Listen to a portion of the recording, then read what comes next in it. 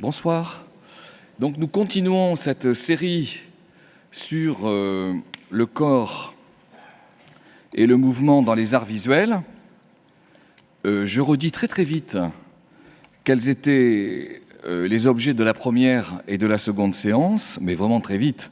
Nous avons parlé dans la première séance de ce qu'on pourrait appeler l'apparition de l'intérêt pour le mouvement dans les arts visuels, et j'ai situé la question plutôt vers le moment de la Renaissance, 15e, 16e siècle, en donnant un certain nombre de précisions. La deuxième séance, c'était plutôt, non pas tellement inventer le mouvement, mais c'est quelle précision peut-on donner, comment le décrire, comment parvenir à s'appuyer sur du savoir pour le rendre le plus réel et le plus fidèle par rapport à ce qu'il est dans la réalité, avec toutes les difficultés que cela représente, difficultés de l'œil en particulier.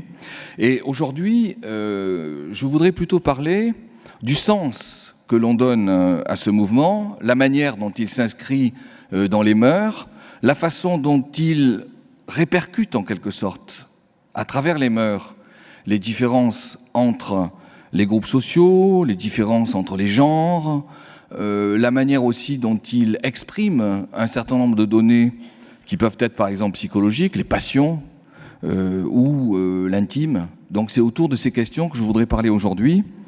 Et c'est pour ces raisons que nous avons intitulé la séance « Le mouvement comme expression sociale ».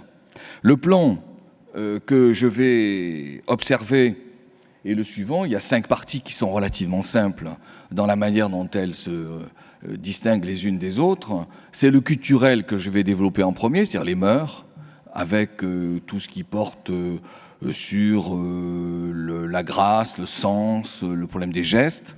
Ensuite, le social et tout ce qui porte sur la différence entre les groupes, la manière dont, à travers le mouvement, ils peuvent révéler de l'affrontement, par exemple. Le psychologique, ensuite, c'est-à-dire les données qui viennent du sujet en tant que sujet. Le genre, même si le genre appartient aussi bien au culturel, au social et au psychologique, je pense qu'il mérite, surtout à partir des questions que nous nous posons aujourd'hui, il mérite d'être distingué. Et enfin, inévitablement, même si là encore l'imaginaire fait partie des données qui figurent en haut dans le plan, là encore, il me semble que l'imaginaire mérite d'avoir sa part spécifique. Alors, quant au culturel, eh bien, je ne veux pas rentrer dans trop de détails, bien entendu, mais il me paraissent quand même importants. Quant au culturel, je distinguerai, vous le voyez, la grâce, la minutie, le furtif, et surtout, je tenterai de les inscrire dans la temporalité. Parce que l'intérêt pour le furtif, par exemple, c'est un intérêt qui naît avec le temps. Et entre autres, il naît vraiment au XVIIIe siècle et pas avant. Donc mon plan, c'est à la fois ici, en l'occurrence, un plan qui répartit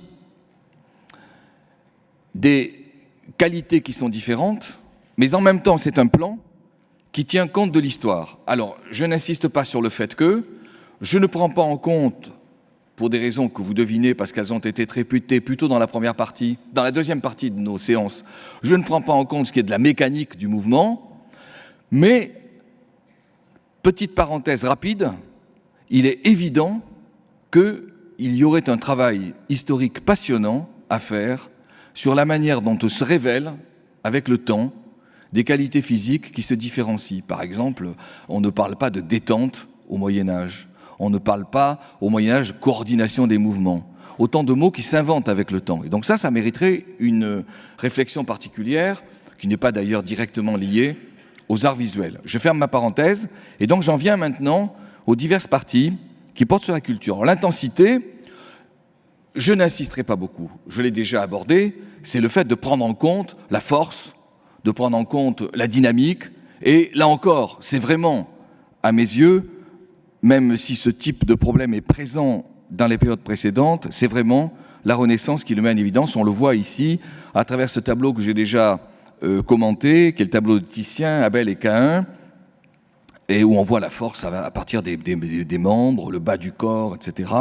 De même ici, la gravure de Christopher Jäger, qui est une sorte d'élève contemporain de Rubens, Hercule terrassant l'hydre, c'est vraiment la tentative de restituer le maximum de force qui est présente ici Et on le voit à travers le passage. Donc j'insiste pas, vous voyez, il y a un besoin, surtout à partir de la Renaissance, de donner le sentiment au spectateur que l'on met en évidence quelque chose qui est de l'ordre de la force et de l'épanouissement, en quelque sorte, du corps, de l'affirmation extrême du corps. Bon.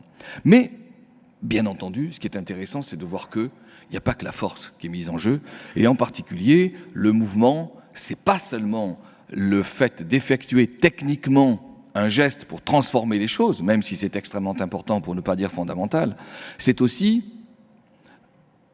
une dynamique qui est porteuse de sens, qui signifie quelque chose à l'autre. Et ça, on ne peut pas ne pas le prendre en compte. Et la peinture, très vite, l'a prise en compte.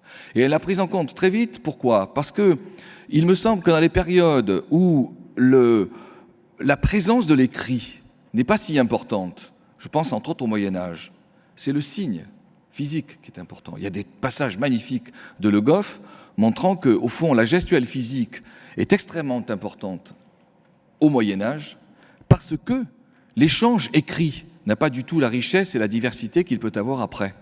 D'où cette présence très forte dans la peinture, appelons-la médiévale. Je pense ici à Simone Martini, qui est une peinture de 1333 qui est aux Offices, que tout le monde reconnaît dans son sens, c'est l'Annonciation. On voit très bien, l'ange Gabriel fait un geste précis que le peintre tient absolument à souligner. La Vierge fait un geste de recul et en même temps d'appréciation que le peintre Simone Martini tient absolument à souligner. Vous avez la même chose un siècle plus tard. On n'est pas encore à la Renaissance, tout en commençant chez Fra Angelico dans une peinture qui se trouve au Prado, c'est exactement la même chose, mais ici, je dirais qu'il y a presque une accentuation dans la façon dont l'ange Gabriel montre à travers sa gestuelle le respect qu'il a pour la Vierge, le respect que la Vierge montre, bref, je n'insiste pas. Donc il y a une présence de la gestuelle très forte, qui est liée en plus, je le répète, à la façon dont la relation entre l'écrit et l'oral existe au Moyen-Âge. Vous avez une gestuelle extrêmement proliférante dans la sculpture médiévale, par exemple. Ici, c'est une Bible, Biblia Pauperum, une Bible des pauvres, qui est réalisée à la fin du XIVe siècle. C'est Rebecca qui dit à Job qu'il doit quitter la ville parce que son ethnie, en quelque sorte, est menacée. Et on voit très bien que la perspective n'est pas encore présente. La façon dont l'habitacle ici est compris montre que la perspective n'est pas dominée. En revanche, ce qui est tout à fait présent, c'est le geste très fort, vous voyez, qui est souligné avec insistance, avec une distinction des doigts.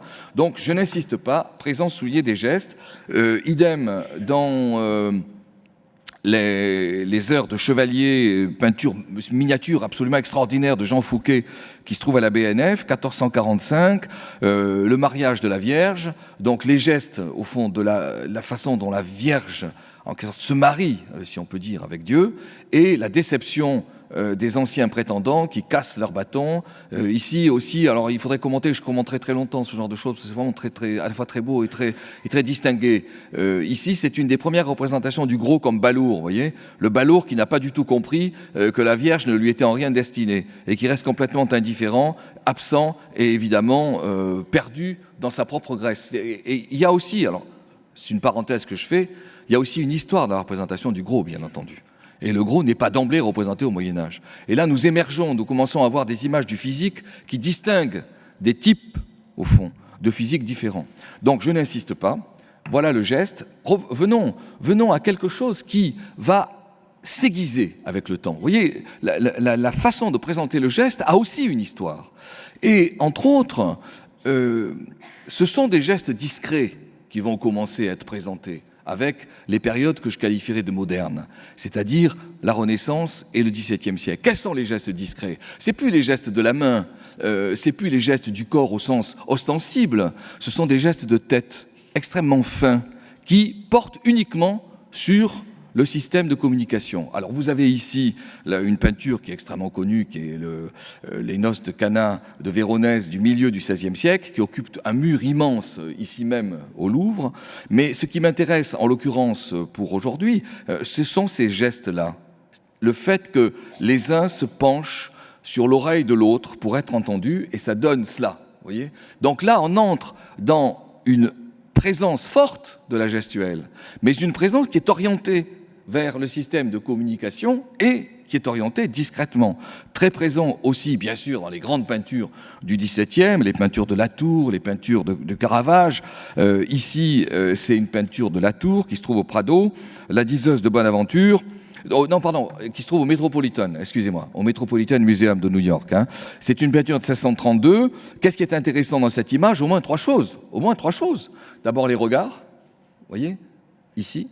Ensuite, le fait que la Diseuse de Bonaventure distrait l'homme auquel elle prédit le meilleur avenir et s'intéresse à cet homme des gens qui vont lui soustraire sa bourse ou d'autres qui vont lui soustraire ici sa chaîne à or.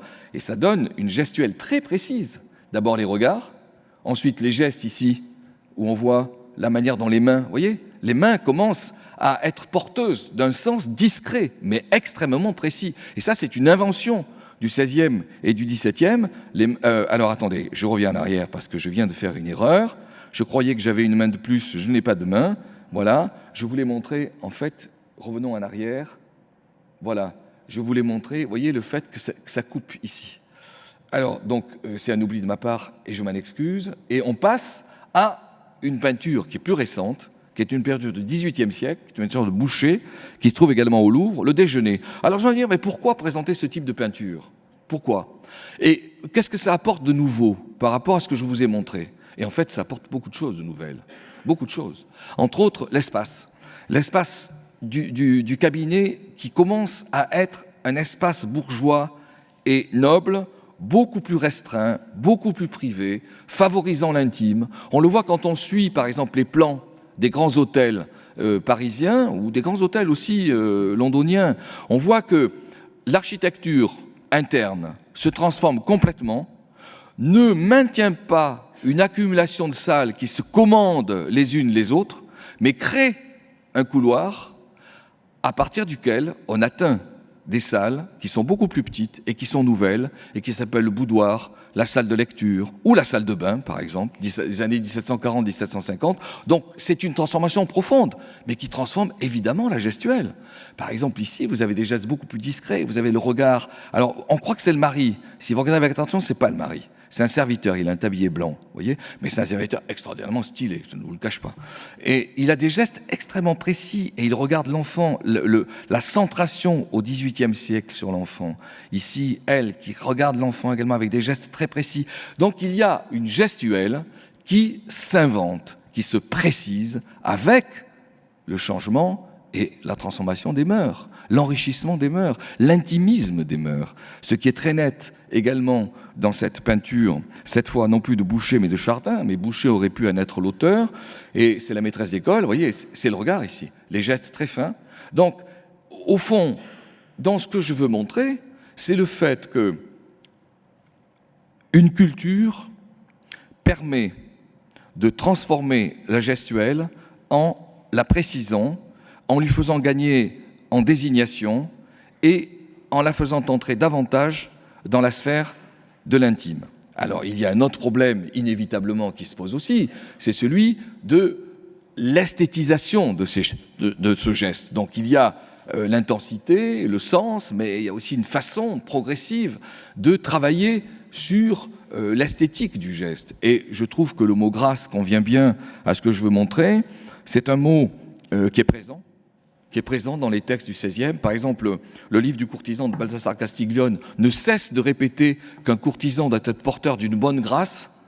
Et je vais essayer de vous dire ce qu'il en est pour Balthasar Castiglione, mais on le voit aussi dans les efforts faits par les peintres et par les dessinateurs. Ici, c'est un dessin de Marc-Antonio Raimondi qui date de 1514, Vénus et Amour. On le voit dans la manière dont les dessinateurs essaient de donner dans l'arrondi des corps, dans la délicatesse de la position, dans la façon dont la position tente de s'harmoniser avec la position de l'autre, vous voyez, tente de restituer quelque chose qui est de l'ordre de ce qu'il éprouve comme étant de l'esthétique. C'est plus le geste en soi, c'est un geste qui tente de mettre en harmonie plusieurs choses. Et voilà la grâce, qui tente de mettre en harmonie le dedans et le dehors. Le sentiment que j'ai pour protéger, ici, ou pour aimer, et la manière dont ce sentiment se traduit dans la gestuelle elle-même. Deuxième type d'intégration, les parties du corps, les unes par rapport aux autres, se fluidifient dans une sorte d'harmonie qui fait qu'il y a quelque chose qui est de l'ordre de l'unité qui ressort dans le mouvement. Ça donne beaucoup d'exigences. Et ceux qui les ont les mieux traduites, ces exigences, sont des peintres du début du XVIe, je pense en particulier à Raphaël. Il y a même une exposition qui a été consacrée à Raphaël il y a 2 ou 3 ans, si mes souvenirs sont bons, au Palais du Luxembourg, et vous voyez le mot « grâce et beauté » qui se trouve dans le titre même de l'exposition, avec un texte absolument superbe de Daniel Arras sur la notion de grâce, qui répercute un petit peu ce dont je viens de parler, le rapport entre le dedans et le dehors, le rapport avec le sentiment relativement élevé, le rapport entre les diverses parties du corps les unes par rapport aux autres, que l'on voit ici dans une peinture de Raphaël qui se trouve à la Pinacothèque à Vatican, la charité. Et vous voyez, la charité, c'est quoi? Eh bien, c'est à la fois un sentiment, ce sentiment qui doit se traduire avec le maximum d'harmonie au niveau de la gestuelle qui prend en charge, qui protège les enfants, le regard qui surveille, qui prend en compte aussi ceux qui sont à côté. Voilà. Une harmonie à plusieurs niveaux, si je puis dire, avec un intérêt très fort pour le dedans et le dehors, et avec la naissance, bien entendu, d'un intérêt beaucoup plus fort pour l'âme, et pour le rapport entre l'âme et le corps, qui triomphera, bien ou mal, mais qui triomphera dans le texte cartésien que l'on connaît bien de la première moitié du XVIIe siècle. Dernière image de Raphaël, c'est un dessin qui se trouve au Louvre, c'est Psyché et Vénus. Psyché, alors il y a plusieurs interprétations sur le fond de cette image, mais celle que je retiens est la suivante. Psyché donne à Vénus les fioles de beauté, et Vénus, dans un geste d'acceptation qui lève les bras, est censée accueillir ce qui va encore avantage accentuer sa propre beauté, est censé l'accueillir avec une sorte de réjouissance dont le corps devient le témoin. Autre qualité qui est à prendre en compte dans la façon de restituer le geste, qualité très importante, également à situer au niveau historique. Elle n'est pas du tout présente, ce type de qualité, elle n'est pas du tout présente, ce type n'est pas du tout présent au Moyen-Âge. C'est la minutie, c'est-à-dire non plus seulement le sens, non plus seulement à la limite la grâce, si vous voulez, ou l'inverse de l'intensité.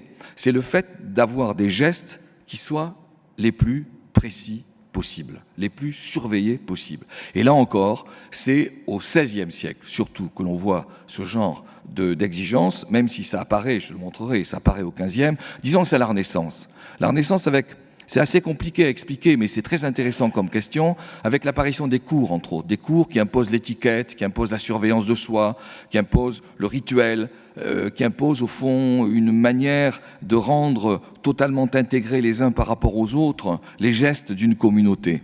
Et du coup, la nécessaire surveillance de ces gestes. Ce qui entraîne le fait d'être attentif aux parties apparemment les plus dérisoires, secondaires, lointaines.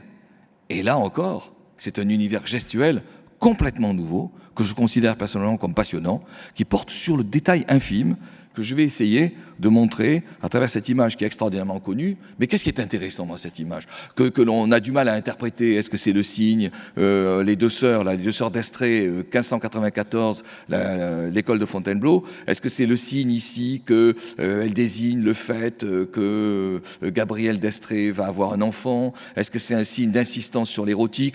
Ne me posez pas la question, j'aurai du mal à vous répondre. Cela dit, tout à l'heure, vous aurez le plus grand droit de poser toutes les questions du monde, bien entendu. Mais moi, ce qui m'intéresse, c'est ça. C'est-à-dire qu'on essaie de rentrer avec le plus de détails possible, non seulement dans le geste de la main, mais dans le geste des doigts. Et c'est même ici. Lorsque Gabrielle tient un bijou, ça donne ça comme image, vous voyez? Et je remercie d'ailleurs les personnes ici du Louvre qui m'ont aidé à aboutir à cette précision que je n'avais pas au début, dans ma première image. De même, voilà ce que ça donne. Ou encore, c'est ici une toile qui se trouve également au Louvre et qui date du début du XVIe siècle, Quentin Médicis, que vous connaissez parce que ce sont des toiles qui circulent beaucoup, qui sont très connues, le changeur. Alors lui, il change. Vous voyez, il change la monnaie, il a la monnaie sur la table, mais regardez, c'est le mouvement des doigts qui est intéressant. Et puis l'obsession du mouvement des doigts, sa femme qui tourne les pages d'un livre d'heures, dont on voit ici la miniature à l'envers, ce qui donne ça. Vous Vous voyez, c'est un univers gestuel. Regardez les doigts qui se distinguent les uns par l'autre, des doigts très longs. Donc on n'est plus du tout seulement dans l'image de l'intensité qui, bien entendu, reste présente au XVIe siècle, heureusement, mais on est dans une image qui prend de plus en plus en compte quelque chose qui est de l'ordre du délicat. Voilà, l'invention de la délicatesse, si vous voulez. Et c'est présent, ça, dans le livre du courtisan de Balthazar Castiglione, qui est publié en 1528. Balthazar Castiglione dit, le courtisan, il faut qu'il soit léger. Il faut qu'il ait une bonne grâce, pour revenir au mot de grâce, c'est-à-dire qu'il y ait une cohérence entre le dedans et le dehors. Mais aussi, il faut qu'il soit délicat, et en particulier son épouse, la dame du palais. Il faut qu'elle soit le maximum de la délicatesse. Donc l'attention à ses gestes et l'attention aux détails, que l'on voit encore ici dans le mouvement. Vous voyez l'intention des mains, le détail des mains, la main qui tourne la page avec la prise d'un doigt par rapport à l'autre. Et puis, autre image, mais j'aurais pu la mettre auparavant parce qu'elle date quasiment d'un siècle avant. C'est une image de 1449-1500, l'orfèvre. Certains disent d'ailleurs que c'est Saint-Éloi, le patron des orfèvres, qui a été dessiné ici, qui a été peint ici par Petrus Christus, qui est le peintre.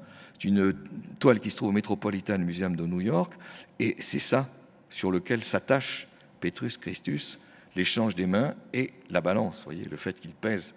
Donc on est dans un univers gestuel qui est, à mes yeux, totalement nouveau avec le XVe siècle, avec le milieu du XVe siècle.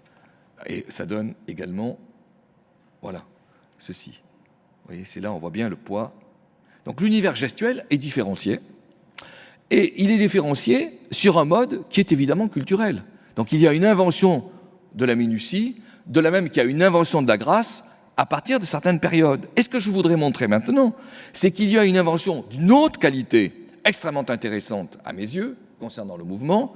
Le mouvement, c'est un lieu de réflexion que je trouve extraordinairement polyvalent et riche, en quelque sorte.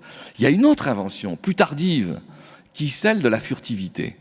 Le peintre va s'intéresser non plus seulement à ce qui est intensif, gracieux, minutieux, mais il va s'intéresser à ce qui ne dure qu'un instant, extrêmement furtif. Et c'est un défi, évidemment, parce que comment montrer l'instant? Vous vous rappelez, la semaine dernière, la façon dont nous nous sommes centrés sur le problème que pose la représentation du mouvement, et en particulier la représentation de sa rapidité.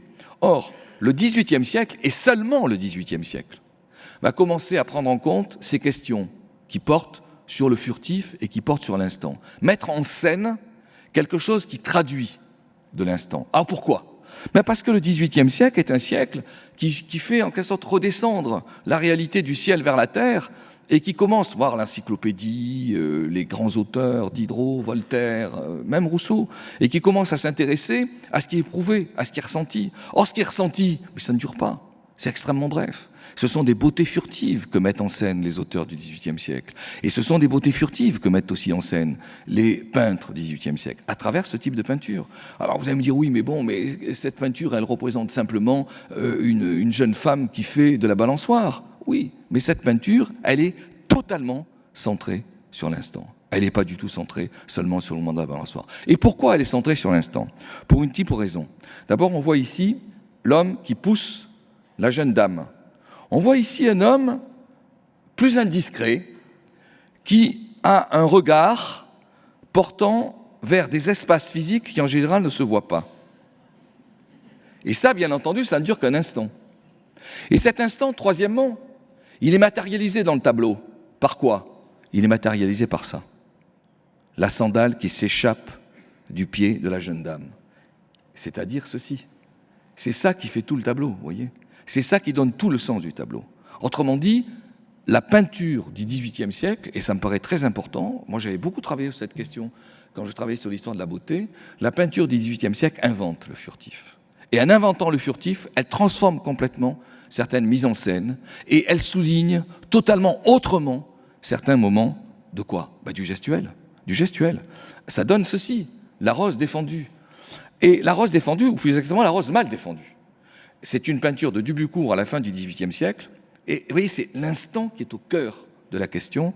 Et on a ici la lutte, au fond, pour essayer de saisir la rose, qui est une attitude que je qualifie personnellement de pré-violente de la part de l'homme sur la femme, avec une sorte de tolérance au XVIIIe siècle, qui ne serait à mon sens plus toléré aujourd'hui, bien sûr, et j'ajouterai heureusement, mais ce qui est au cœur, c'est bien quelque chose qui ne dure que de manière extrêmement brève, et on le voit dans une autre peinture qui a inspiré en fait Dubucourt. Dubucourt est un peintre dont sont plus connues les gravures à la fin du XVIIIe siècle, au moment quasiment de la Révolution française. Cet autre peintre, c'est Michel Garnier, peinture beaucoup moins connue, mais qui a exactement le même titre, La rose mal défendue, 1789.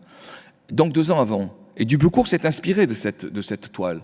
Mais vous voyez très bien que Garnier réussit moins. On voit moins la tension là. On voit très bien, je dirais, le conflit homme-femme, si on peut appeler ça conflit. Bon.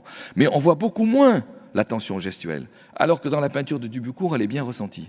Et donc, je répète et j'insiste, l'invention du XVIIIe siècle, en ce qui concerne cette question, c'est de se centrer sur la représentation de l'instantané. Voilà, c'est ça qui me paraît très important et qui me paraît très intéressant. De la même manière, dans cette peinture qui est très connue, qui est le baiser dérobé de Jean-Honoré Fragonard, qui se trouve à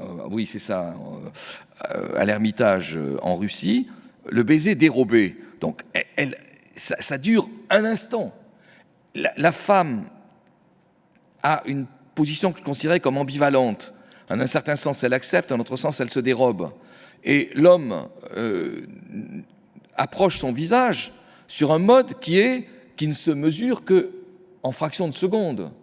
Et le sens du tableau, il est là, mais le sens du tableau, il est aussi ailleurs, il est là. Dans la façon dont elle tire finalement son châle, et ça ne dure qu'un instant, et c'est ça que je trouve très beau d'ailleurs dans le tableau. Et qui, au fond, vous voyez, un peu comme l'escarpolette prenait son sens à partir de la sandale, le tableau prend son sens à partir du foulard, ici, qui est tiré. Autre peinture, et j'en terminerai avec la question du furtif, autre peinture qui est très connue, et qui porte son sens, en quelque sorte, dans le titre lui-même, c'est le faux pas de Watteau. Alors, on ne présente plus des fiancés qui sont proches l'un de l'autre ou qui s'approchent l'un de l'autre, mais on représente des fiancés en mettant guillemets aux fiancés. Je ne sais absolument pas si ce monsieur est fiancé de la dame. Mais ce que l'on essaie de mettre en scène, c'est le fait que, en commettant un faux pas, elle se rapproche de manière extraordinairement brève de l'homme, ce que la peinture traduit dans cette vision surplombante du corps féminin, ce qu'elle traduit aussi dans cette vision non plus surplombante mais plongeante de la main de l'homme qui retient et qui au fond se rapproche. Vous voyez, et tout le sens de la peinture, c'est ce rapprochement qui ne dure qu'un instant, et le cœur de la gestuelle, l'invention de la gestuelle, il est absolument là.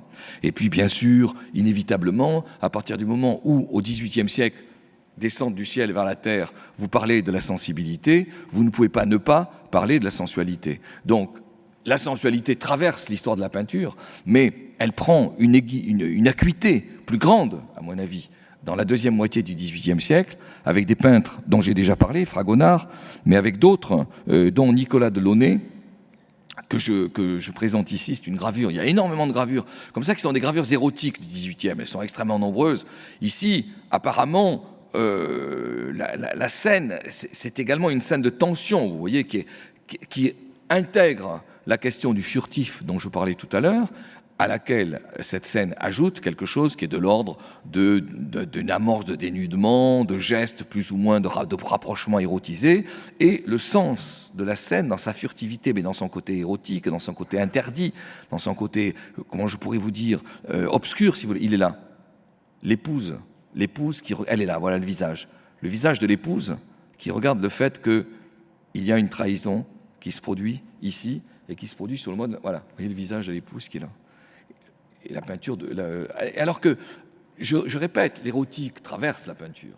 Mais ici, chez Jules Romain, qui présente 2 amants en 1525, vous voyez bien que la tension que l'on perçoit dans les gravures de Delaunay, ou que l'on va percevoir dans les peintures que je vais montrer à partir de Fragonard, cette tension n'est pas vraiment présente, même si au fond le geste est le même.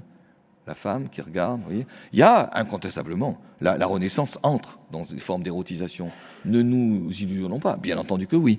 Mais ça n'a pas du tout la même forme, le même impact, la même brièveté, la même intensité que cela peut avoir avec le XVIIIe, et qui est évidemment ici totalement présent, à partir du titre, l'instant attendu, le titre donné par Jean-Honoré Fragonard. C'est une peinture non datée qui appartient à une collection privée, mais qui, là encore, vous voyez, c'est l'instant, mais avec incontestablement une présence de l'érotique, le corps, le rose des joues, les mouvements, l'enlacement, etc. Bon. Il y a une invention de l'érotique, à mon avis, nouvelle au XVIIIe siècle, pour les raisons que j'évoquais tout à l'heure. Et il y a une invention, du coup, des mouvements de l'érotique. Alors, ces mouvements, on le voit ici, mais on le voit bien dans ce qui apparemment ne relève pas d'une relation entre les deux partenaires, mais on le voit dans la façon dont ici la chemise enlevée, dont la femme enlève la chemise, il y a le geste, vous voyez, je reste évidemment centré, je n'oublie pas du tout que notre propos porte sur le mouvement, je reste centré sur le mouvement, mais dans ce mouvement très furtif, il y a quelque chose que Fragonard tente de restituer comme étant de l'ordre de l'érotique. Alors j'en viens maintenant, voilà, je donne un détail ici, hein. J'en viens maintenant à ma deuxième partie, qui porte cette fois non plus sur le culturel, c'est-à-dire sur les mœurs, sur la sensibilité, sur la façon d'éprouver au fond le monde, mais qui porte plutôt sur le social et sur la manière dont les groupes sociaux se distinguent, voire s'affrontent. Et je voudrais développer ce type de questions, toujours en me centrant sur le mouvement, à partir de 4 types de registres. D'abord, le quotidien. Comment, dans le quotidien, les peintres traduisent quelque chose qui est de l'ordre d'un mouvement distingué ou non distingué, d'un mouvement approuvé ou désapprouvé, ce qui est de l'ordre aussi du domestique, c'est-à-dire la domesticité, comment fonctionne-t-elle en tant que personne soumise, et quels sont les gestes qui montrent dans cette manière de faire exister la domesticité, quels sont les gestes qui montrent la soumission, comment le festif peut traduire aussi la différence sociale, comment les jeux peuvent traduire la différence sociale. Alors, sur le quotidien, ce à quoi j'ai pensé, je ne vais pas être très long parce que les exemples abondent, mais il commence à être très net au moment du XVe siècle. Donc ici, il s'agit d'une miniature qui se trouve, il y a plusieurs d'ailleurs types de miniatures de ce genre, qui se trouve à la Bibliothèque nationale. C'est la représentation des chasses de Gaston Phébus. Gaston Phébus est un comte, le comte de Foix, qui vit à la fin du XIVe siècle, et son livre commence à circuler à la fin du XIVe, et des miniatures sont ajoutées au XVe siècle. Et pourquoi cette miniature est-elle intéressante ? Eh bien, parce que vous avez en haut, je l'ai souvent décrite d'ailleurs, et les étudiants qui sont ici me connaissent, ont déjà sans doute entendu ce que je vais dire. Parce que vous avez en haut le seigneur qui dirige la chasse, et vous avez en bas les aides, les palefreniers, les piqueurs, les conducteurs de chiens, les gardes de chenilles, etc. Et si vous regardez avec attention la manière dont mange ici le Seigneur et la manière dont mangent les hommes du bas, vous voyez qu'il y a une différence radicale. Et cette différence, elle est beaucoup plus sensible lorsque vous en prenez le détail. D'ailleurs, ça pose 1000 questions. Elle est muette, cette image, et elle pose 1000 questions. Moi, je ne pourrais pas vous répondre sur qui est vraiment ce personnage. Est-ce que c'est le médecin? Est-ce que c'est l'aumônier? En tout cas, il a un geste, vous voyez la gestuelle, qui est plutôt de l'ordre de l'interdit, que semble approuver le Seigneur. Ne mange pas trop, vous voyez, c'est ça, ne mange pas trop, retiens-toi, voilà. Il me semble, mais je le répète, je ne peux pas identifier. Peut-être quelqu'un qui est plus spécialiste que je ne le suis sur le 15e pourrait le faire. En tout cas, personnellement, je n'y parviens pas vraiment. Mais c'est soit un médecin, soit un prêtre, bien entendu. Parce qu'il a, vous voyez bien, son doigt levé, il a un geste interdit. Et on le voit d'ailleurs, à ces époques-là, les textes qui portent sur la santé portent sur le fait qu'il ne faut évidemment pas trop manger. Ils s'adressent en particulier aux nobles en disant « surveillez votre table ». Et si vous prenez au contraire les images du dessous, à ce moment-là, c'est tout à fait autre chose. Vous voyez, on boit direct, on biberonne, on touche avec les mains, on plonge les mains dans le plat, etc. Et ça donne 2 types de gestualité qui renvoient à 2 types d'appartenance sociale. Alors, on va retrouver cette question de manière systématique, et bien sûr, le distingué et le non distingué. Et on le revoit, même problème. Abraham Boss, les 5 sens, le goût, ici, c'est bien entendu un milieu noble avec les serviettes, le linge qui est très présent, le linge blanc, les gestes surveillés, les plats qui sont tenus de manière différenciée d'un par rapport à l'autre, le vin qui est finement goûté, qui n'est pas du tout pris de manière goulue, etc. Bon, on pourrait commenter. Et en revanche, l'image de Jordaens, c'est à la même époque, c'est exactement au même moment, est totalement différente. Le roi boit, c'est la fève. Hein. Le roi c'est pas du tout le roi national. C'est le roi qui a tiré la fève au moment de la fête des rois. Mais ce que veut souligner Jordaens, sans doute avec une ambivalence, à la fois quelque chose qui est de l'ordre de la séduction et en même temps quelque chose qui est de l'ordre du mépris, c'est le grossier, le sale. Vous voyez l'enfant, on essuie les fesses de l'enfant alors que le roi est en train de boire. Il y a des gestes totalement excessifs. Il y a de l'hirsutisme, si vous voulez. Il y a du débordement. Alors que l'image d'Abraham Boss, c'est celle de l'ordre. Donc de l'ordre au débordement. C'est très facile au niveau social. Je ne veux pas insister parce que c'est tellement évident. Autre image d'Abraham Boss que j'avais beaucoup commenté dans d'autres cadres, ça appartient à Abraham Boss fait beaucoup de séries, les goûts, les sens, les 5 sens dont je parlais tout à l'heure, et il a fait le mariage, etc. Et parmi ces séries, il y en a une qui s'appelle les œuvres de miséricorde, c'est-à-dire les nobles qui donnent, au fond, qui vont visiter les prisons, qui donnent des cadeaux aux enfants dans les écoles. Et ici, c'est les nobles qui donnent le pain.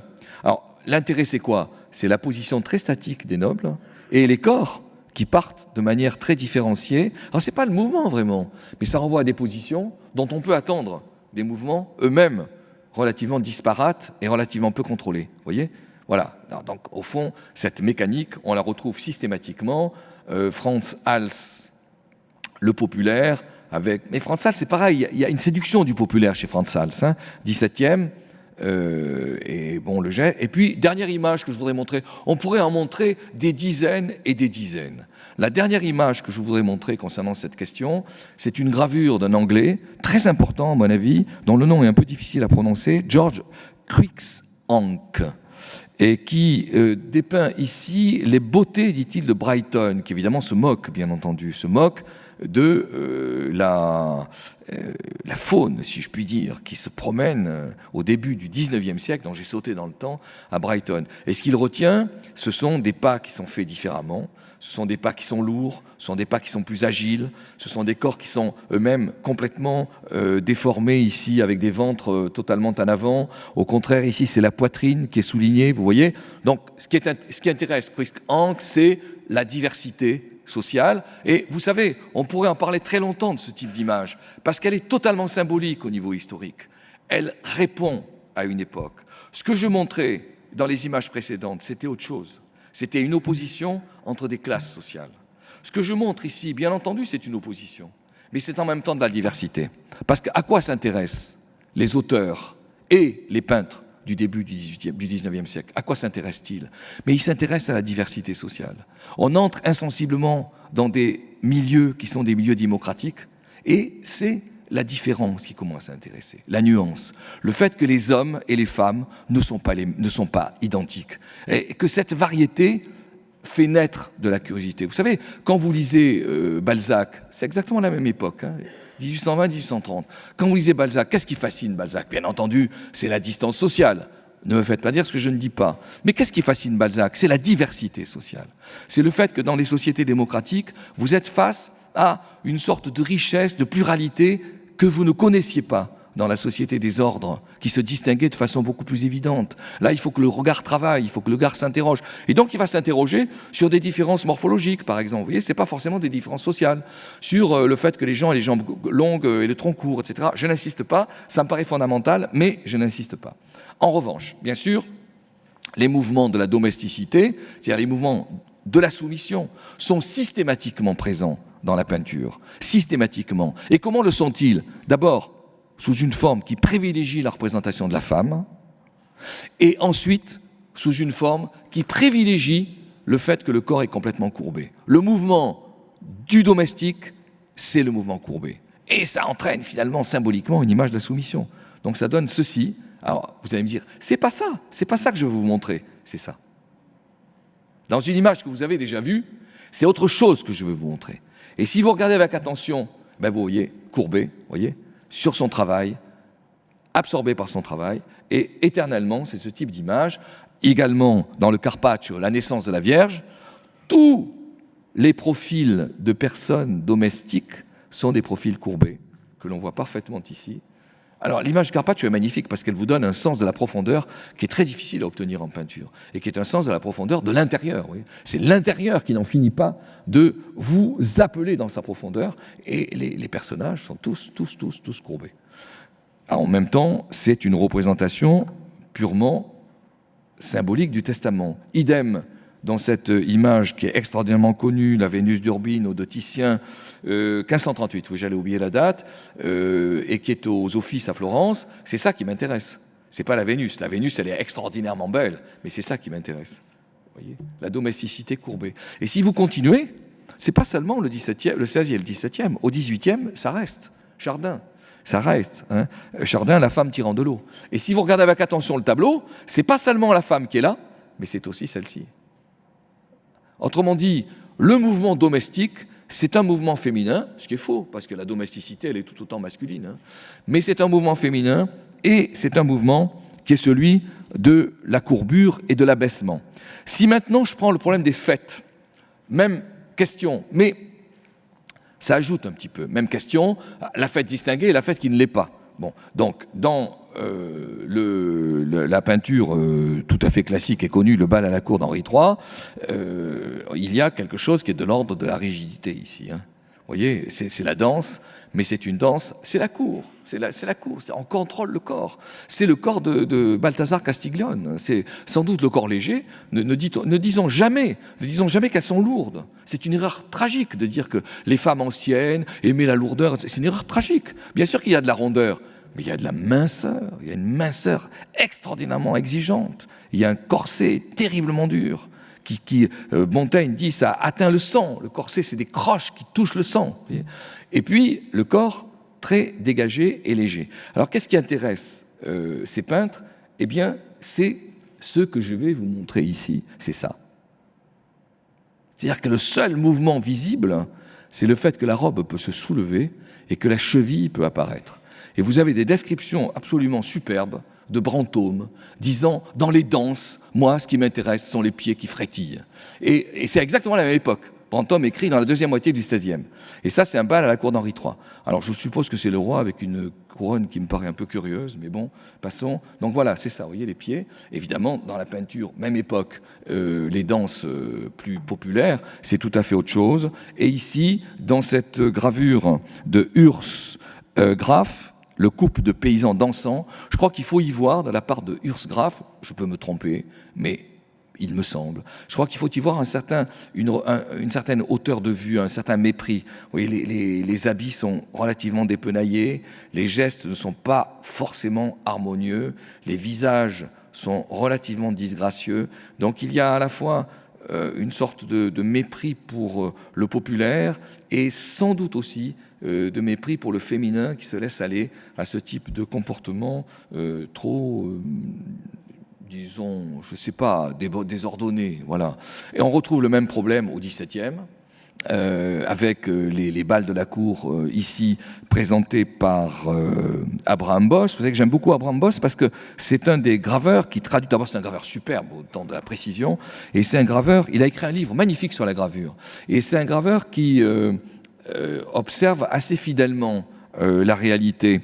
Donc, vous avez ici la danse au XVIIe, et puis cette peinture que j'ai déjà exposée lorsque je parlais de la manière dont la mécanique, en quelque sorte, est plus ou moins observée, le déséquilibre, etc. C'est le bal, la danse de Rubens, la danse paysanne, même époque que celle peinte, gravée par Abraham Bosse, mais frénésie et ordre. Simplement, chez Rubens, je pense qu'il y a un regard sympathique à l'égard de cette frénésie paysanne. Vous voyez, il y a quelque chose qui se laisse prendre finalement par la truculence, et cela me paraît important et intéressant parce que, au fond, historiquement, on peut se poser cette question. À partir de quand quelque chose qui est de l'ordre, au fond, du débordement, vous voyez, à partir de quand cela est-il pris en compte de manière positive? Alors, dernier problème concernant le social sont les jeux. Et on va rencontrer ce dont je viens de parler, mais on va le rencontrer sous une forme plus complexe, au niveau des jeux. cette image que vous connaissez, que j'ai déjà présentée, c'est un tournoi. Autrement dit, ce n'est pas un combat. Évidemment, ça se traduit en combat, mais c'est un jeu. Et c'est un jeu assez terrible, parce que vous avez le droit, au fond, de prendre un prisonnier. Et le jeu consiste à ce que, une fois que vous avez pris un prisonnier, vous pouvez demander une rançon. Donc, au fond, le jeu confine, vous voyez, à ces périodes du début du XVIe siècle, confine au combat. Et ils seront interdits. Ils sont interdits, il est interdit à la cour d'Henri IV, fin du XVIe, il commence à être interdit à la cour de Charles Quint. Il y a des images, il y a des phrases terribles qui sont des chroniqueurs de Charles Quint en disant « Les hommes et les femmes pleuraient en voyant des combats aussi durs, qui étaient pourtant des jeux, etc. On voyait le sang qui coulait sur les... » Bon, je ne veux pas faire de misérabilisme, on n'est pas là pour ça. Qu'est-ce qui m'intéresse en revanche? Arrêtons là-dessus. Qu'est-ce qui m'intéresse, c'est ça. C'est le fait qu'entre le XVIe, les jeux nobles acceptent quelque chose qui est de l'ordre de l'affrontement, de la rudesse, voire de la violence, et les jeux nobles, au XVIIe siècle, ne tolèrent plus ce genre de choses. Vous voyez, et ici, le carrousel de Louis XIV, alors on pourrait parler très longuement des carrousels de Louis XIV, ce sont des carrousels qui utilisent l'arme uniquement sur le mode symbolique, et pas du tout sur le mode de l'agression. Alors ça donne des jeux qui sont nouveaux, il faut rentrer l'arme dans une bague, par exemple, ou il faut avec l'arme renverser une tête, mais il ne s'agit plus du tout de tourner l'arme vers un adversaire, entre guillemets, ou un concurrent. En plus, les habits sont extraordinairement fastueux et ne permettent plus des positions qui sont celles du tournoi ou de la joute. Donc on entre dans quelque chose qui intègre la délicatesse, on y revient, vous voyez, qui intègre la délicatesse dans le jeu lui-même. En revanche, cette délicatesse, au niveau populaire, et là, il y a des livres à écrire, si vous voulez. En revanche, au niveau populaire, cette délicatesse n'est pas encore présente. Et le jeu populaire tolère, pour certains d'entre eux, pas tous, bien entendu, mais tolère une certaine violence, les fameux combats sur les ponts à Venise au XVIIe siècle, ou encore ici le calcio. Il n'y a pas que les Italiens, il y avait la soute en France. Hein. Oui, comment ça s'appelle son nom m'échappe. Le rugby ancien, si vous voulez. Bon. Et là, son nom m'échappe. Et qui consiste à essayer, coûte que coûte, de prendre le ballon, même si les coups sont présents et les coups sont tolérés. Et ça va commencer à être interdit, ces jeux, ils vont commencer à être interdits par les évêques, c'est la religion qui intervient, au XVIIe et au XVIIIe, mais la soule, voilà, la soule en France est un jeu qui se pratique encore au milieu du XIXe siècle. Or, la soule, tous les coups sont permis. Il faut prendre un ballon et l'apporter à un endroit X, vous voyez. Donc, dans le populaire, il y a une tolérance du jeu violent, et vous voyez très bien qu'à travers ce type de questions, s'intègre immédiatement quelque chose qui est de l'ordre de l'histoire de la violence, bien entendu. C'est l'histoire du geste violent, bien sûr. Jusqu'à quand, où et comment le geste violent est-il toléré? Donc, du coup, cette image, elle a un côté un petit peu anachronique.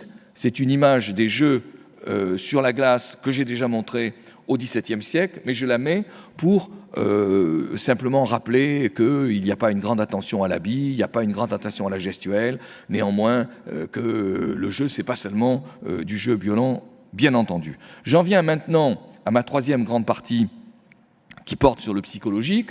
Donc c'est plus le culturel, c'est plus le social, c'est le psychologique. Le mouvement est porteur de quelque chose qui est de l'ordre de l'individu, avec des attentions, à mon avis, extrêmement fortes et nouvelles au XVIIe siècle sur toute la question de la passion, la mise en scène de la passion avec les peintres. Vous voyez ici, ça c'est le livre de Lebrun.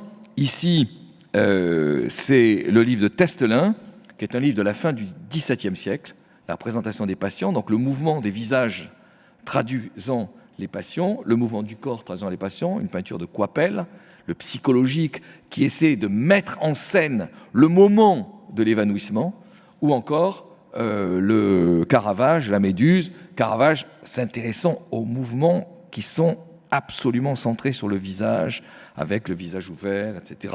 Et le visage ouvert, c'est quelque chose de très peu toléré en termes de beauté, donc c'est l'horreur ici nécessairement. Hein. Mais je vais très vite pour des raisons de temps. Il n'y a pas que la passion, il y a aussi, nouvelle invention, mais qui date de la même époque que la question portant sur le furtif, c'est-à-dire le sensible, c'est l'intime. Et l'intime, c'est ce qui se passe entre soi et soi. Et c'est un nouvel intérêt psychologique, vous voyez. En même temps que se créent ces fameux espaces de l'intimité que j'évoquais tout à l'heure lorsque je représentais le déjeuner de Boucher, en même temps, deuxième moitié du XVIIIe, se créent des intérêts pour des gestes qui se déroulent entre soi et soi, pour des gestes qui supposent quelque chose qui est de l'ordre de la solitude, pour des gestes qui supposent quelque chose qui est de l'ordre de l'intérêt, par exemple, de l'intimité, la lecture. Le cabinet de lecture fait dans les couloirs des hôtels du XVIIIe siècle, ça donne ça.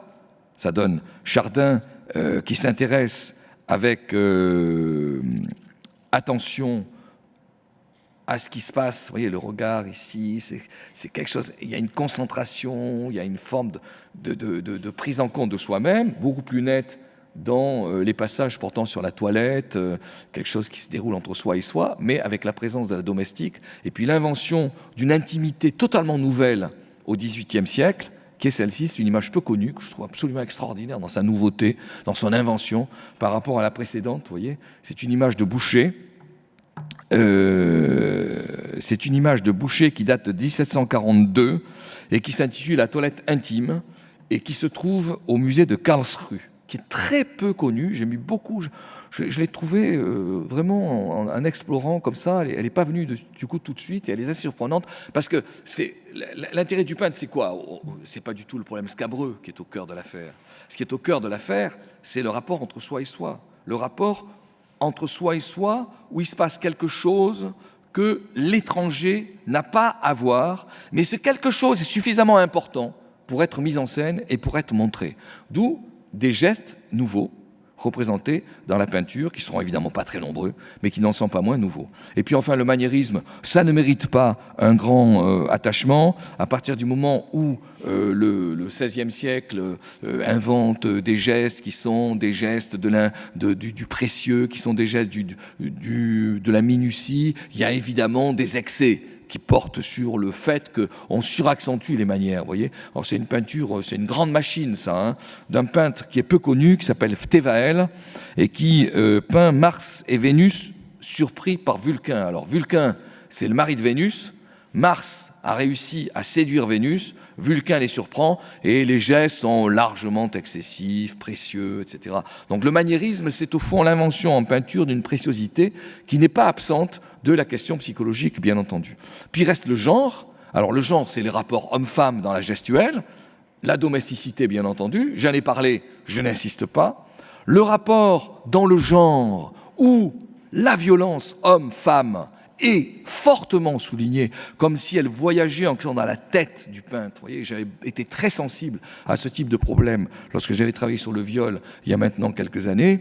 Au fond, le rapport homme-femme est souvent présenté, comme par fantasmatiquement, est souvent présenté sur le mode de la violence. Donc Lucrèce qui préfère, c'est la fameuse histoire antique super connue, qui préfère être tué par Tarquin plutôt que de subir la domination sexuelle de Tarquin, l'enlèvement des filles de Leucippe, 1620, le Rubens qui est ici au Louvre, qui occupe une place, c'est un tableau absolument magistral parce qu'il est inscrit dans une sorte de carré, il y a des corps ici qui sont très beaux dans une sorte de chair pulpeuse, le rouge des hommes différent du blanc des femmes, les femmes qui tentent de résister mais qui sont quand même enlevées, les chevaux qui montrent la violence, bref, c'est une toile absolument magnifique, mais on ne peut pas la commenter trop longuement. L'autre peinture de Rubens, très centrée sur la dynamique, le déséquilibre, la guerre, c'est une peinture qui se trouve, elle, à Florence, mais au Palazzo Pitti,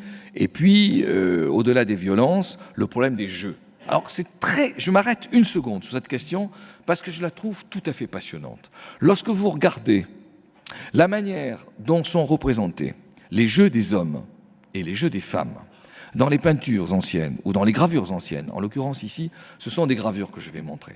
Lorsque vous regardez les jeux, vous voyez que les jeux des hommes sont des jeux actifs, voire violents, le calcio ou les points sur le pont de Venise, alors que les jeux féminins soit n'existent pas, et alors, à ce moment-là la femme assiste, soit ce sont des jeux quasi statiques. Et ça donne ceci, le croquet sur une table, C'est une gravure du XVIIe, vous voyez, donc les gestes sont nécessairement très retenus. Ça donne, je n'insiste pas, parce que c'est évidemment pas, je le fais exprès pour sourire, c'est le mouvement dans un jeu de cartes ou de jeu de dés. Et puis, cette image. Alors, vous allez me dire, mais le jeu, il n'existe pas là. Mais détrompez-vous, détrompez-vous. C'est une image tirée d'un livre de mode. Le premier livre de mode, c'est pas un livre, c'est la première revue. La première revue de mode en France. Et l'Angleterre a à peine précédé. Ça s'appelle le Cabinet des modes, 1775-1785.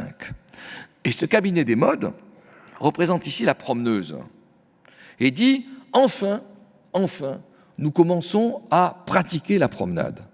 Les dames peuvent enfin se promener. Donc elles achètent un bâton et vous avez des publicités pour acheter le bâton chez des vendeurs et en particulier des vendeuses qui se trouvent à Paris. Vous avez la robe très légèrement relevée, la robe qui tombe un peu moins, vous voyez, qui a moins ici d'insistance de mécanique du dessous, si vous voulez. Et donc, on considère que la marche est à la fois nécessaire, et donc vous avez des gravures sur la promenade, c'est celle-là, et elle est en plus beaucoup plus libre, ce qui, bien sûr, me paraît personnellement incontestablement limité. Alors, vous voyez bien qu'il y aurait un travail à faire qui porte sur la manière dont la peinture intègre le mouvement féminin. Je ne peux pas me lancer, moi, dans ce type de propos, pour des raisons de temps, si vous voulez.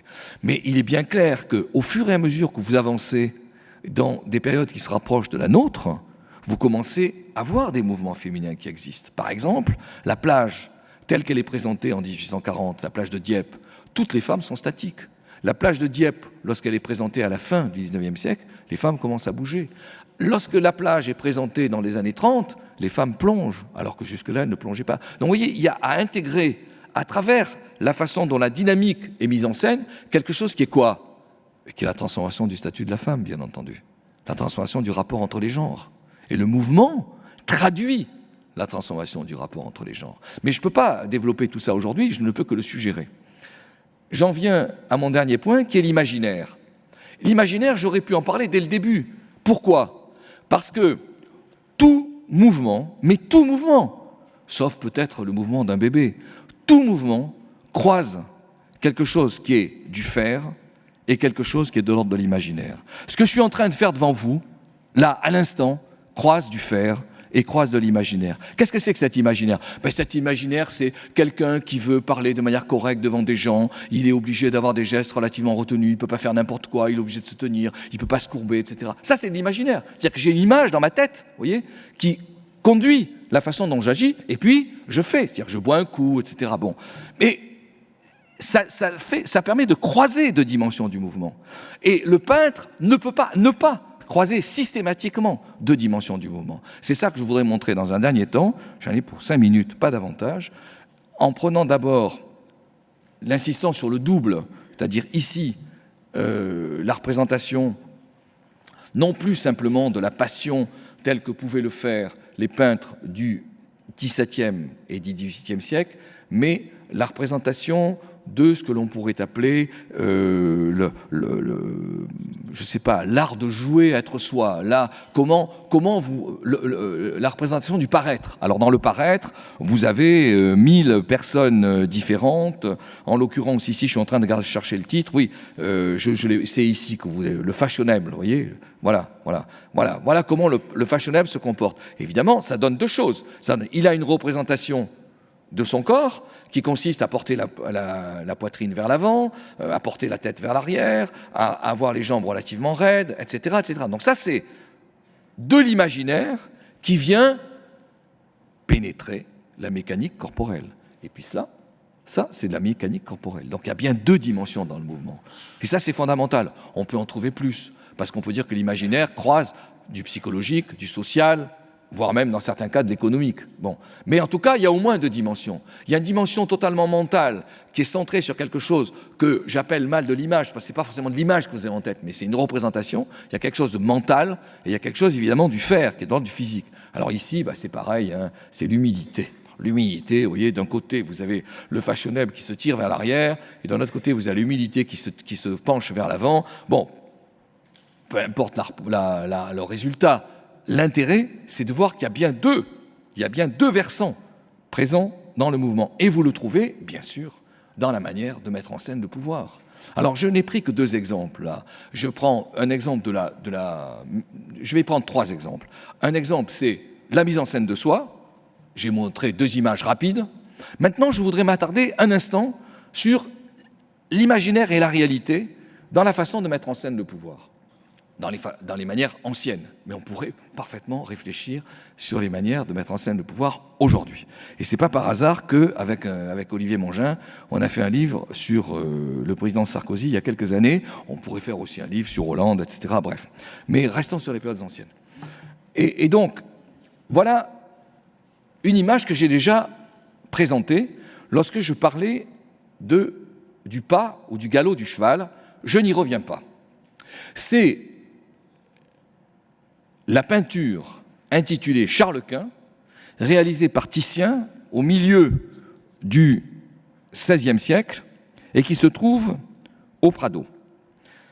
Titien le peint en 1548 et qu'est-ce qui m'intéresse dans cette peinture? Mais c'est évidemment le fait qu'il y a mise en scène une représentation du pouvoir. Cette représentation du pouvoir est la suivante. L'empereur du milieu du XVIe siècle ne peut pas ne pas apparaître comme immédiatement, intrinsèquement, symboliquement un chef de guerre. Et il a donc la cuirasse, il a donc la lance, il a le panache, etc. Inutile de vous dire que c'est purement symbolique, parce que la fameuse lance, elle n'est plus du tout utilisée comme ça au XVIe siècle. Vous voyez, les lances, c'était des lances très lourdes qui étaient utilisées à la fin du XVe siècle et qui ont disparu avec les combats, Charles le Téméraire, etc., les piquiers suisses qui ont résisté contre les lances, donc ça disparaît. Donc là, c'est purement symbolique. Mais on voit bien que le symbole que l'on veut mettre en scène, c'est le roi conduit l'armée. Vous voyez ? Et ensuite, vous avez un corps, vous avez une réalité. Donc il y a du symbole et il y a du réel. Et le peintre n'échappe pas à ce type de représentation. Et le symbole, évidemment, il est soumis à l'histoire. Il change. Quand vous passez à Louis XIV, c'est plus du tout Charles Quint. Louis XIV, ici, par les statuaires du XVIIe, sans doute, continue-t-il de conduire, mais il conduit avec le bras, l'armée est sans doute devant lui, il a une perruque, il s'appuie à un bâtiment qui représente en quelque sorte un palais. Bref, que met-il en scène Louis XIV ? Il met essentiellement en scène l'invention d'un pouvoir civil, l'invention d'un pouvoir qui est celui d'une administration, et plus simplement le pouvoir militaire tel qu'il était mis en scène au XVIe siècle. Donc vous voyez bien que là encore, dans ce Louis XIV, il y a du réel, du geste, et il y a évidemment de la symbolique. J'aurais pu dire ça dès le début, mais je le dis à la fin parce que cette fin permet de mieux, me semble-t-il, voir les peintures du début telles que je les ai montrées. Et puis, bien sûr, alors là, moi je ne vais pas être très long, mais l'ensemble de la peinture classique laisse, elle ne l'abandonnera que bien plus tard, laisse une place à l'occulte. Et l'occulte traverse en permanence les tableaux classiques. C'est simplement ce que je veux rappeler sans m'y attarder. La naissance de Vénus, l'insistance sur le fait que Vénus ne peut naître que parce qu'il y a des souffles qui l'y aident. La réalité, bien sûr, est loin. La présentation des damnés, ça tombe. Vous voyez, donc d'un côté, vous avez les chutes. Bon, le monde est traversé en quelque sorte par des forces qui sont les forces divines et occultes. Donc d'un côté, symboliquement, hein, la chute, le souffle, la chute, et puis l'ascension. La peinture de Titien, l'Assomption de la Vierge, que vous avez sans doute vue, qui est absolument magnifique, bien qu'il faille beaucoup s'approcher pour bien la voir. Elle se trouve à l'église des Frères à Venise, et elle a été peinte en 1518. Donc c'est un Titien assez jeune, hein, 1518, alors qu'il y a une grande peinture de Titien, 1548, comment s'appelle-t-il, le Charles Quint. Ma conclusion, je n'aurai à peine dépassé l'heure que de quelques minutes, ma conclusion, le mouvement et variété de qualités. Ces qualités s'inscrivent, deuxièmement, dans des mœurs et elles sont historiques. Ces qualités opposent des univers sociaux, comme je l'ai montré dans ma deuxième partie, et elles supposent inévitablement un imaginaire, c'est-à-dire le fait que le corps est traversé par de l'image et par du réel. Je vous remercie pour votre attention et j'attends quelques questions de vous.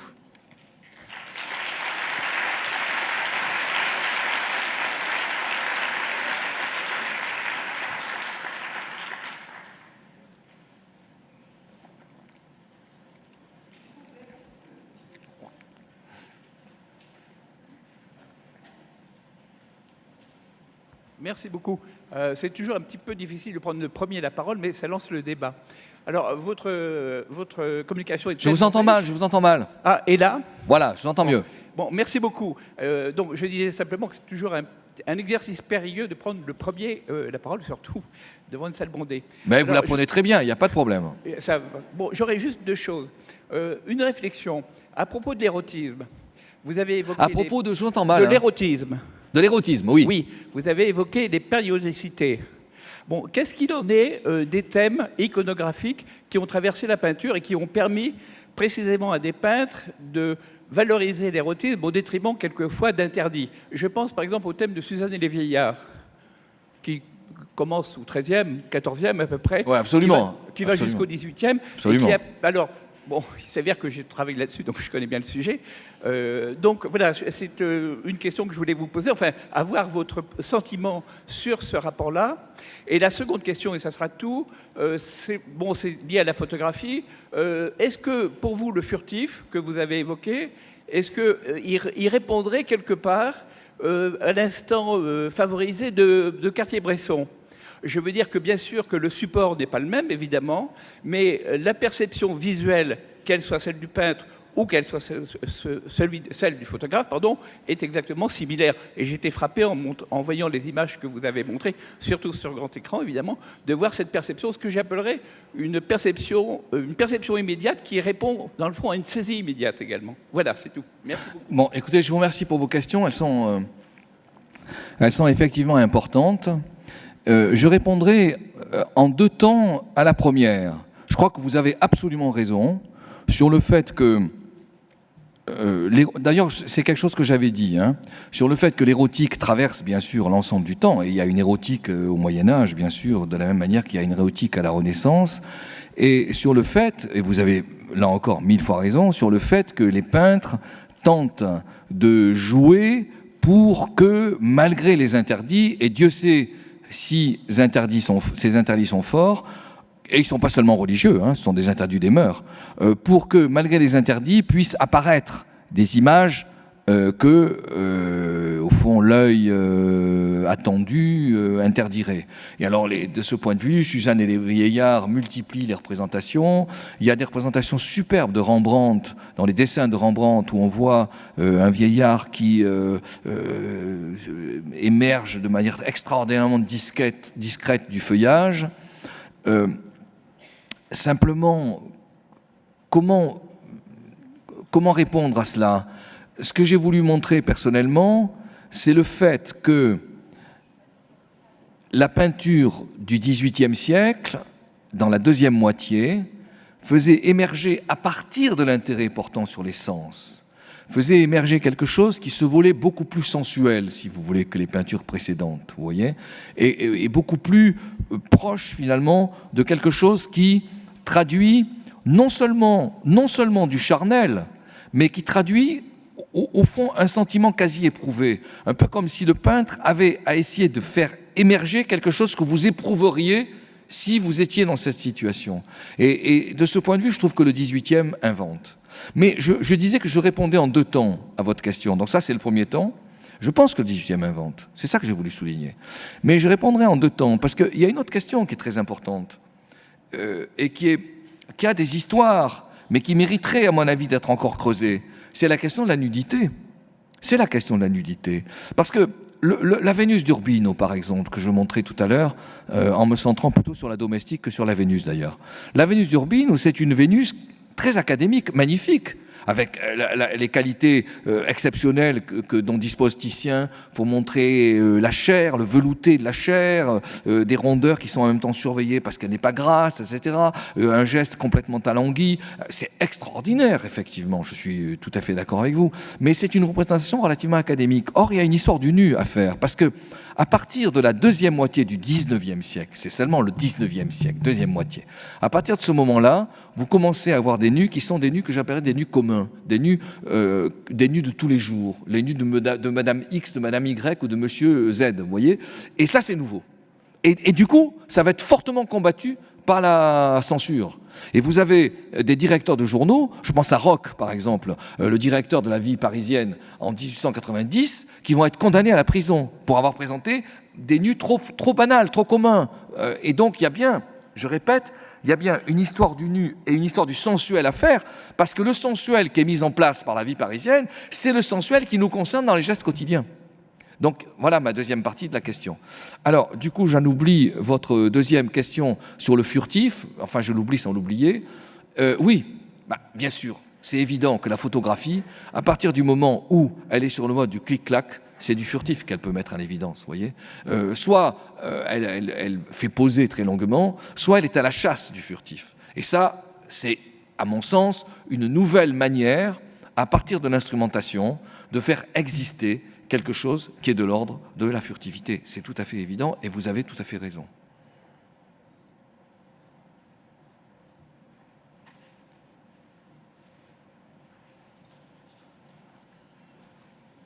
Il n'y a pas d'autres questions? Ah, je vois un bras qui se lève. Je vous écoute. Oui, une petite question, s'il vous plaît. J'ai été particulièrement sensible à la question des genres et la distinction des genres dans le mouvement. En revanche, je n'ai pas vu de genre dans les mains. Dans les mains? Oui. Dans les mains des tableaux que vous avez montrés, elles étaient assez... Ah oui, je suis allé très vite, vous avez raison. Non, mais oui, mais si on regarde, par exemple, si on regarde le Petrus Christus, l'homme qui... alors attendez, non, c'est pas le Petrus Christus, c'est le Quentin Médicis. Si vous regardez le changeur dans le Quentin Médicis, vous avez Quentin Médicis qui est sur ma droite et vous avez sa femme qui est sur ma gauche. Et la main de la femme qui tourne le livre est effectivement un peu plus arrondie que la main du changeur qui touche la monnaie et qui a des doigts extrêmement longs. C'est vrai que je ne me suis pas attardé sur ce genre de questions, mais c'est une question qui se pose, je suis d'accord avec vous.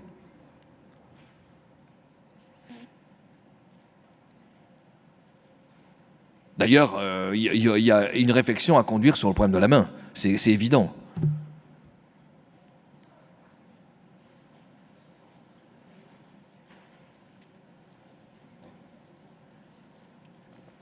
Je ne vois pas d'autres questions. On s'en tient là. Il n'y a pas de regret. Merci beaucoup.